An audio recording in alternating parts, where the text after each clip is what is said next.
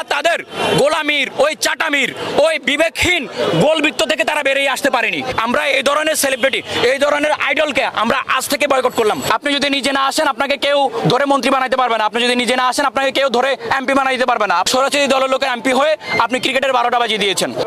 বৈষম্য বিরোধী ছাত্র আন্দোলনের যে বিষয়টা এবং হচ্ছে যে আমাদের এখানে অনেক সেলিব্রিটি ছিল, আমাদের অনেক ফ্যান ফলোয়ার, আমরা তাদের ফ্যান ফলোয়ার মেইনলি, তারা বিশ্ববিখ্যাত প্লেয়ার বলা চলে, কিন্তু তারা এই বৈষম্য বিরোধী ছাত্র আন্দোলনে এই দেশের একটা হচ্ছে যে ক্রান্তি লগ্নে তারা কিন্তু আসলে দাঁড়ায়নি, কিন্তু তারা দাঁড়ায়নি ঠিকই, কিন্তু তাদের ফ্যান ফলোয়ার থেকে শুরু করে অনেকেই গুলি খেয়েছে।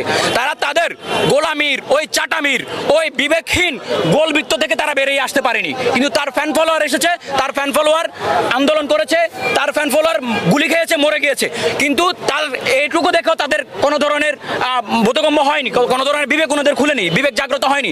দ্যাটস ওয়াই আমরা তাদেরকে আইডল মনে করতাম। আমরা কয়েকদিন আগে আন্দোলন সংগ্রাম করেছিলাম, এই বিসিবি এই টিএসসির মতো জায়গায় দাঁড়িয়ে আমরা আন্দোলন করেছিলাম যখন ক্ষমতাশীল দল ছিল, তখন এখানে অনেক লোক, এখানে আজকে যাদেরকে দেখতেছি অনেক লোকই ছিল না, এখানে অনেক লোক আসছে, তখন ওনারা কই ছিল? অনেক লোকই এখানে নাই। আমি কোনো রাজনৈতিক ব্যক্তি, কোনো ব্যক্তিবর্গকে উদ্দেশ্য করে বলছি না, আমরা টিএসসির মতো জায়গায় ওই রকম একটা জায়গায় দাঁড়িয়ে তখন এই যে বিসিবির অবকাঠামো বলেন, দুর্নীতি বলেন, কালোবাজারি বলেন, সবকিছু বলেন, বৈষম্য বলেন, সব কিছু নিয়ে আমরা প্রতিবাদ করেছিলাম, কিন্তু ওখানে গুটি কয়েক লোক ছিল, আমি কোনো নাম মেনশন করছি না, গুটি কয়েক লোক ছিল আমাদের সাথে, সাপোর্টার, ফ্যান বয়, যেমন আমাদের মামুন ভাই ছিল, অনেকেই ছিল, কিন্তু ম্যাক্সিমাম লোকই ছিল না তখন। আজকে অনেকেই এখানে চলে আসছেন, অনেকে অনেক কিছু করতে চলে আসছেন। সো আমরা যাদেরকে আইডল মনে করতাম তারা আমাদের এই ক্রান্তি লগ্নে, এই বিপদের সময় তারা মনে করেন কাইন্ড অফ বলা চলে যে মানে একদম কি বলবো, ওদের কথা বলা যাচ্ছে না, বলতেও লজ্জা লাগে। তাদের অবদানটা ছিল 0 থেকে 0।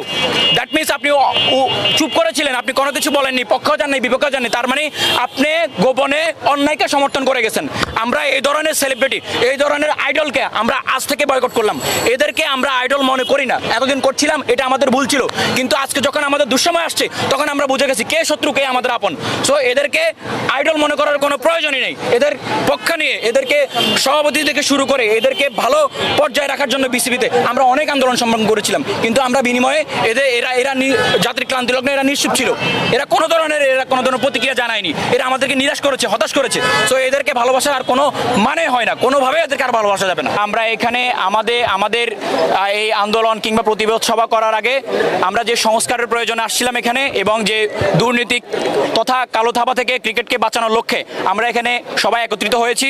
আমাদের আগেও কিছু রাজনৈতিক ব্যক্তিবর্গ এখানে আন্দোলন সংগ্রাম করেছিলেন, ওনারা ওনাদের মতো করে গিয়েছেন, কিন্তু আমরা কোনো ধরনের রাজনৈতিক ব্যানার নিয়ে আমরা এখানে আসিনি। আমরা কথা বলতে চাই, অবসরের আগে কোনো ধরনের হচ্ছে যে এখানে রাজনীতি চলবে না।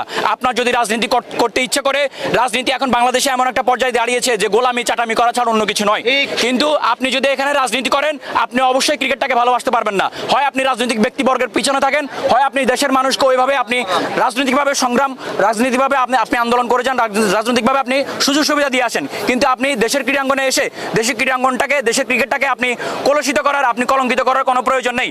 এভাবে আমাদের অসংখ্য লোক, এভাবে আমাদের বিগত কয়েকদিনে এবং স্টিল এখন খেলতেছে এরকম অনেক রাজনৈতিক ব্যক্তি আমাদের বিসিবিতে আছে। তারা হচ্ছে যে থাকার কারণে তাদের দেখা দেখি তারা যেহেতু অপরচুনিটিস পাইছে অনেক বেশি, এই সরকার থেকে, এই স্বৈরাচারী সরকার থেকে অনেক কিছু ওরা পেয়েছিল। আপনি যদি নিজে না আসেন আপনাকে কেউ ধরে মন্ত্রী বানাইতে পারবে না, আপনি যদি নিজে না আসেন আপনাকে কেউ ধরে এমপি বানাই দিতে পারবে না। আপনার স্বইচ্ছা ছিল বিদায় এবং আসছে, আপনি চেয়েছেন বিদায়, আপনি এমপি হয়েছেন, আপনি ক্ষমতাসীন দলের লোকের এবং স্বৈরাচারী দলের লোকের এমপি হয়ে আপনি ক্রিকেটের 12টা বাজিয়ে দিয়েছেন। আপনি আপনার রাজনৈতিক প্রভাব প্রত্যেকটা সেক্টর আপনি খাটিয়েছেন।